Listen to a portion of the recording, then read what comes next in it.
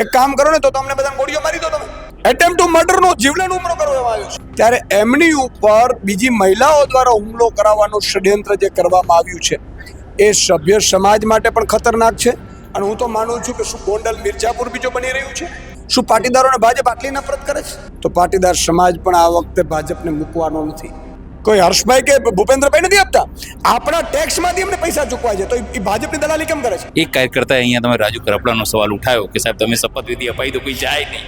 પોલીસની કાર્યવાહી સ્લો એટલા માટે દેખાય છે કે કોઈ ભાજપના નેતાનો હાથ હશે. અને ભાજપમાં રહેલા પાટીદારના જેટલા પણ નેતાઓ છે એમને હું પૂછવા માંગુ છું.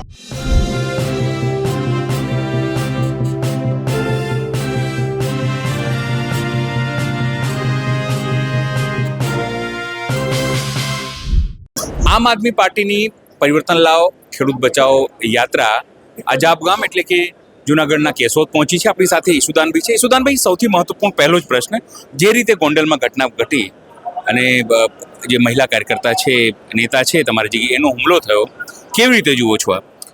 આ ખૂબ જ દુઃખદ અને નિંદનીય હુમલો છે. તમે વિચાર કરો, પાર્ટી કોઈની પણ હોય, જિગીસાબેન અમારા મહિલા લીડર છે, તેઓ લોકોની જે પ્રશ્નો હતા એને સાંભળવા ગયા હતા, ભાજપના નેતાઓને સવાલ કરવા ગયા હતા અને એમને મુદ્દો ઉઠાવવા ગયા હતા લોકોનો. આજે લોકોનો મુદ્દો ઉઠાવવા માટે આમ આદમી પાર્ટી છે.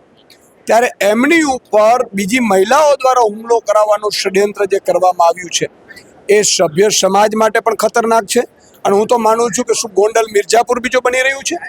આવી રીતની આપણે લોકશાહી ઈચ્છીએ છીએ અને ભાજપના નેતાઓ આવી રીતે સરકાર ચલાવશે તો લોકોને વિશ્વાસ કેમ થશે?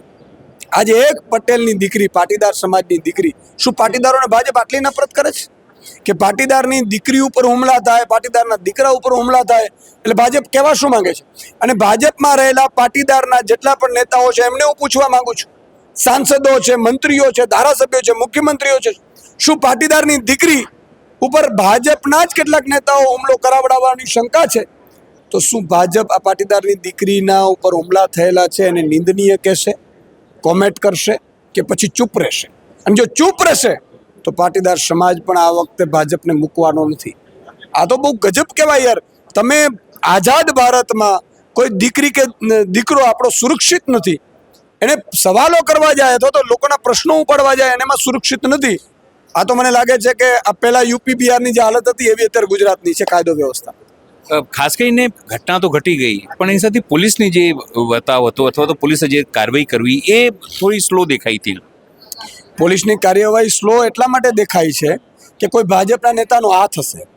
તમે જુઓ કે વિડીયોમાં રીતસર બધા ચહેરાઓ દેખાય છે. પોલીસ આજે સુપ્રિન્ટેન્ડન્ટ ઓફ પોલીસ છે, એસપી, એને આપણે બંગલો આપીએ છીએ, ગાડી આપીએ છીએ, એને સુરક્ષા ગાર્ડ આપીએ છીએ, એને પગાર આપીએ છીએ. એ કોણ આપે છે? કોઈ હર્ષભાઈ કે ભૂપેન્દ્રભાઈ નથી આપતા, આપણા ટેક્સમાંથી એમને પૈસા ચૂકવાય છે. તો એ ભાજપની દલાલી કેમ કરે છે? જો એ દલાલી ન કરતા હોય તો એફઆઈઆર તુરંત કેમ ન થાય?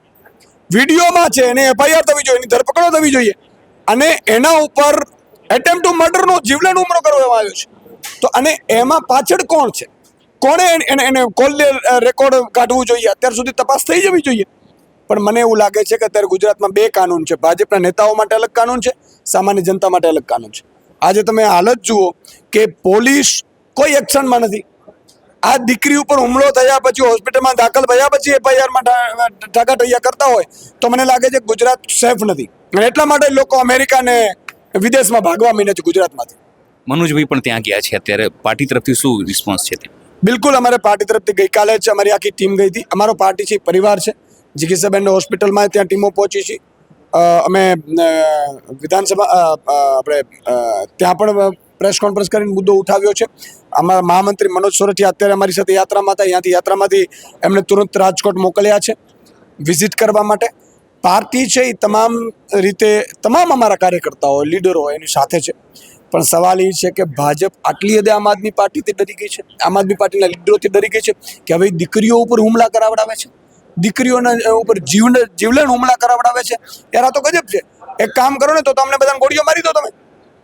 સાહેબ, છેલ્લો સવાલ, એક કાર્યકર્તાએ અહીંયા તમે રાજુ કરપડાનો સવાલ ઉઠાવ્યો કે સાહેબ તમે શપથવિધિ અપાઈ તો કોઈ જાય નહીં, તો કેમ આવું છે કે આટલી ઘટના ઘટી છે એને લઈને અને પાર્ટી તરફથી હવે શું રિસ્પોન્સ છે? બિલકુલ તમે જુઓ કે લોકોને છે ને કાર્યકર્તાઓમાં એ વાતની ચર્ચા છે કે જેને તમે સ્ટેજ આપ્યું, જેને તમે નેતા બનાવો છો, એ નેતા જતા રહ્યા. હા નહીં એમની પીડાય સાચી હતી ને વાતે સાચી હતી. આજે તમે વિચાર કરો, જે લોકો લીડર બને છે આમ આદમી પાર્ટીમાં મજબૂત બને છે એ લોકોનો વિશ્વાસથી બને છે. અને અત્યારે હું ફરીથી કહું છું, ભાજપ વિરોધી રોષ છે એટલે લીડરો આમ આદમી પાર્ટીમાં પેદા થાય છે. કોઈ ભાજપમાં લીડર જોયો નથી થયો, બોલી પણ નથી શકતા. કોંગ્રેસમાં ખતમ થઈ ગયું. તો આમ આદમી પાર્ટી ઉપર લોકોને એટલે ઉમ્મીદ છે. અને આમ આદમી પાર્ટી જે છોડે છે એ તમે જુઓ, એને કોમેન્ટ બોક્સ બંધ કરવા પડે એવી હાલત છે બધા લીડરોની. કોઈ પણ હોય, હાર્દિક પટેલ આવે કે બધા આવી જાય. તો એનો મતલબ એ થયો પ્રજાનો રૂખ છે એ એન્ટી ગવર્મેન્ટ છે. તો બધાને મારી વિનંતી છે કે જે લોકો ચૂંટણી લડવા પણ માંગે છે 12,000, એમને પણ અમે સોગંદનામા ને કરાવવાના ગણતરી અમે તો કરીશું, પણ દિલમાં શું હોય કોને ખબર છે. એટલે કાર્યકર્તાઓનો વાજિબ છે શપથ લેવડાવો, અને અમે પણ શપથ વચ્ચે 1 મહિનો સુધી શપથવિધિઓ પણ બધાની કરાવડાવી છે. સ્વાભાવિક છે જે રીતે ઈશુદાનભાઈ નારાજ છે અને ખાસ કરીને કાયદો અને વ્યવસ્થાને લઈને નારાજગી વ્યક્ત કરી છે. રાજુ કૃપણાને પોતાની તેમને વાત મૂકી છે. સહયોગી સંદીપ સાથે અનિલ પટેલ,